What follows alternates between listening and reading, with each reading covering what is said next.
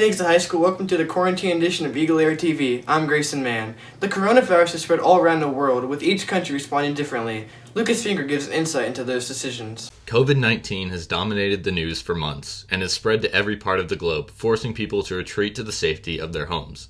With all the chaos that has encircled the coronavirus pandemic, it is easy to think that there had to be a way this could have been avoided. My, gut feeling is I think that there was some missteps made that could have been made quicker than they did, that maybe could have contained it a little bit more. I think it was inevitable for it to come into the States. I just don't know if the scale would have been as large. COVID-19 has affected the majority of people around the world and has changed their aspect of everyday life dramatically. This change in the day-to-day routine is reaching the Ozarks as well. Well, since my mom works at she works with old patients. She works at an Alzheimer's home or whatever.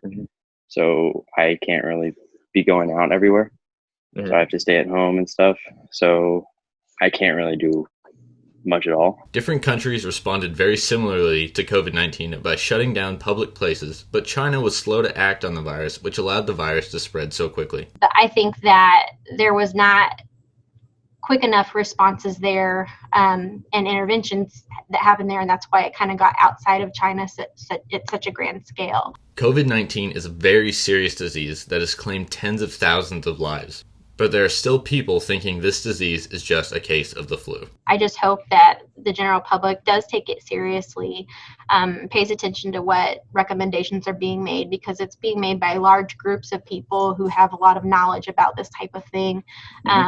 And hopefully we can kind of get this curve to start flattening a little bit and not prolong it, any longer than it has to be prolonged. No matter how both countries and people responded, COVID-19 has spread around the world, and now the only hope for a quick recovery is for everyone to do their part by listening to public health officials, staying home, and staying safe. This has been Lucas Finger for EagleAir TV. Thanks, Lucas. The Nixa High School building may be empty, but the Yearbook students are making sure the 2020 book will cover the ups and downs of the school year. Coronavirus has affected everyone around the world, especially school yearbooks. Grace Cutt and Caitlin Bird say the yearbooks have had to change drastically. We've had to take out all the spring sports since they're not playing this year, and we're replacing them with pictures that seniors sent in. Changes are fourth quarter. We don't have any events to cover. Nobody's having competitions or concerts, or we usually cover the spring musical, and they're not doing that. Although spring sports were canceled this year, the yearbook staff has come up with a way to put them in the yearbook. So they're all going to kind of combine, and we're going to have a story on how spring sports were affected and how some of the seniors felt, since this is their senior year and they don't get to play their sport, whatever it is. The yearbook will look different and will be filled with many changes, all due to the global pandemic. But one thing is for certain, Nixa High School will still have a yearbook. For EagleAir TV, this has been Grayson Mann. You can buy your yearbook for $65 at jostensyearbooks.com. Learning to drive is an important part of growing up. To help the process, Nixa High School offers a driver's ed course. During the summer, students typically learn how to drive. Kelsey Satterfield, Emily Harris, and Lauren Tiffin show us the benefits of the class. As a new group of students head onto the road in this school year, the driver's ed class, offered in the summer and during the year, is a great place to practice and learn about driving. Jim Middleton, who has taught driver's ed for 11 years, shares about what a student will learn in the class.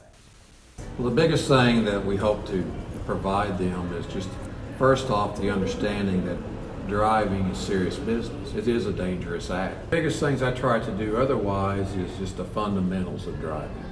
I think that's the key. If you get the good base, learn the correct habits instead of the poor habits, because poor habits are hard to break. And as long as we can give you the good base right from the get-go with the fundamentals, then we're going to be in good shape.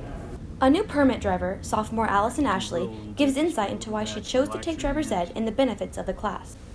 You get to see other drivers drive and kind of see what they're doing too, just kind of basic driving off of them. So it's not all the pressure is on you.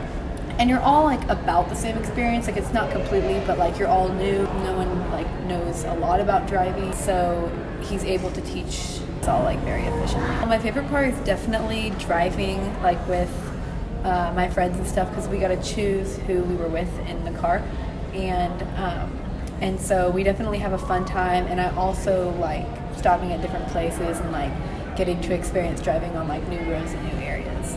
So drivers, make sure to buckle your seatbelts and be ready to share the road with the new graduates of the driver's ed class.